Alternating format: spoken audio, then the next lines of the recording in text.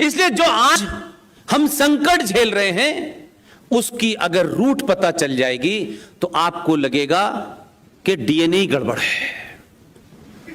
इसलिए हम जिस चौराहे पे खड़े हैं उसमें बड़े सारे हिंदू ठेकेदार जिम्मेदार हैं। मेरी ये बात बड़ी कड़वी लगती है लोगों को, लेकिन मैंने कहा कि जिस दिन भी कहोगे 10,000 5,000 करोड़ लोगों के सामने मुझे गलत साबित कर देना, वही दिन बोलना बंद कर दूंगा। इसलिए कि सच नहीं जानना चाहते, इसलिए आप घटनाओं मात्र को सुनते हैं, समझते हैं, उस पर प्रतिक्रिया देते हैं और फिर सोचते हैं कि सब ठीक हो गया।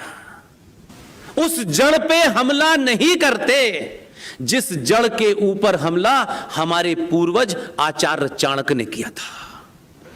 हमने इस लंबे कालखंड में अपने स्वार्थों में चाणक्य पैदा नहीं किए, चाटुकार पैदा कर दिए। आचार्य चाणक्य भी अपने घर से काम पे जा रहे थे। वो आदमी की उस फिलॉसफी को हम जानना नहीं चाहते, क्योंकि इसमें ज्यादा समय लगेगा, हमें तो जल्दी जल्दी कुछ करना है। मारुति 800 से फरारी लेनी है हमको तो 4 कमरे का मकान 8 कमरे में करना है। हमको झूठ सच बोल के बस पैसा कमा करके रहना है। ये पैसा आपको बचा नहीं सकता। कहीं दुनिया में कोई पैसा किसी को नहीं बता। इसलिए हम आज भी यही ना ये अक्सर लोग पानी देते हैं मुझे बीच में। अब मैं सार्वजनिक मंच से कहता नहीं हूं, अब मैं पानी पी पी के बोलूंगा, लोग कहेंगे पानी पी पी के देता ही है, तो कुछ देर के लिए पानी न पिए। तो आज भी हम ये बार बार कहते हैं, मैंने अभी आपके साथियों के साथ भी कहा कि ये आप ही कह रहे हैं, Islam is a religion of peace. कहां पढ़ा था, किसने बताया था? मुझे नाम तो बताओ उस मौलवी का। कहां सुना आपने Islam is a religion of peace? आप झूठे हैं, हम झूठे हैं, हम कमजोर और डरपोक हैं। उन्होंने सच बोला, पहले भी सच बोला और आज भी सच बोलते हैं। वो सही कह रहे हैं कि Islam is a religion of peace. Spelling आपने गलत समझ ली है, और मैं तथ्यों में बात कह रहा हूं। आप जानते हैं कि मैं कोई एक शब्द भी मेरे मुंह से कोई ऐसा निकले, हो सकता है कि ह्यूमन एरर तो हो सकती है।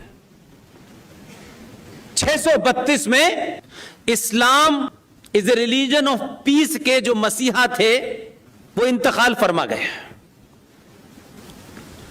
प्रॉफिट मोहम्मद साहब जी, प्रॉफिट मोहम्मद साहब अदब के साथ, ताकि लोगों को यह ना लगे कि साहब हमने भड़काया, हम भड़काते नहीं हैं। प्रॉफिट मोहम्मद साहब की जो शादियां हुई, डरिए मत,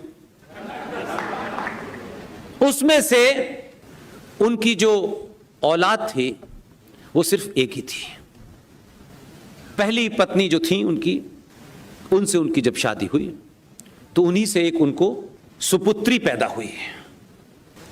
यहां से बात आप समझेंगे तो आपको समझ में आ जाएगा कि Islam is a religion of peace 632 में क्या था, उसके बाद क्या था, उससे पहले क्या था और आज क्या है। तो ये सर तन से जुदा की जो बीमारी आज आप देख पा रहे हैं, इसको आपको समझने के लिए उदयपुर की घटना ने बताया कि सर तन से जुदा क्यों कर रहे हैं। अगर आप इसको जानते तो आपको ताज्जुब नहीं होता, क्योंकि मुझे बिल्कुल भी ताज्जुब नहीं है। प्रॉफिट मोहम्मद साहब की बेटी फातिमा बीवी, उनके शौहर, उनके पति, उनके हस्बैंड इमाम अली, जब वो मस्जिद में फजर की नमाज कहते हैं, सुबह 4:30 बजे की नमाज, 5 वक्त की नमाज होती है, उसमें सुबह सुबह जो 4:30 बजे पहली नमाज अजान दी जाती है उसे फजर कहते हैं। जब इमाम अली सुबह की नमाज पढ़ने मस्जिद में गए, उसी मस्जिद में जहां वो नमाज पढ़ने के लिए बैठे थे, वहीं बराबर में एक आदमी भी था।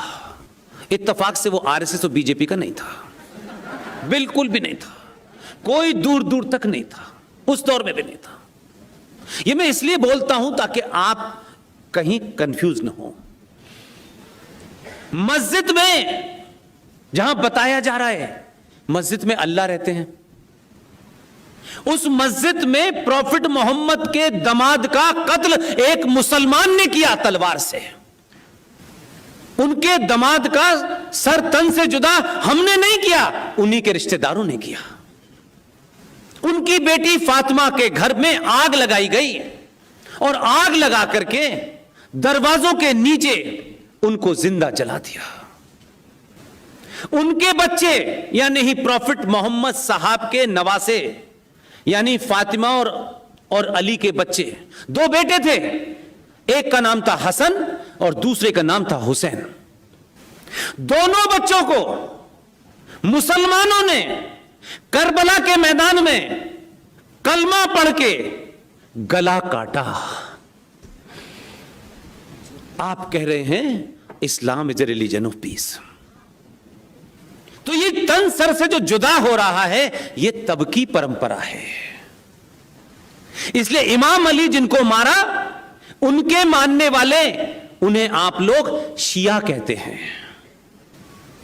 जिंदा कौमें ऐसे ही होती हैं। हमको अगर शत्रु भी कोई जिसे आप मानते हैं या है, अगर उसके अंदर भी कोई ऐसी बात है तो उससे आपको नसीहत लेनी चाहिए। आज उस घटना को एक लंबा समय हो गया, 700-800 साल से ऊपर हो गए, लेकिन आज भी इस देश के और दुनिया के शिया जो इमाम अली को अपना सब कुछ मानते हैं, आज भी मुहर्रम का दिन आता है तो वो सीने को अपने पटक पटक के या हुसैन हम न हुए, हुसैन अगर हम होते तो तुमको ये मार नहीं पाते। वो आज भी उस कत्ल को पिछले 700-800 साल से मुहर्रम के माध्यम से जिंदा रखते हैं कि हमारे इमाम को किसने मारा। और आप तो 1947 की घटना को भूल करके जिन्होंने कत्ल किया उनके साथ आप भाईचारा ढूंढ रहे हैं। हम ये समझते हैं कि कुछ लोग भटक गए हैं, ये जैसे ही आप कहते हैं तो सच के ऊपर पर्दा डालते हैं। उस किताब की फिलॉसफी ये कहती है, ये किताब दुनिया में जब तक रहेगी तब तक अमन चैन नहीं रहेगा।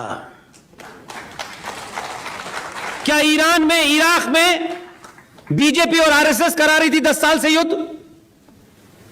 क्या सीरिया, लीबिया ये सब इस्लामिक देश थे? ये सारे देश कन्वर्ट हुए हैं। आपका नंबर है और आप इस युद्ध को लड़ना नहीं चाहते।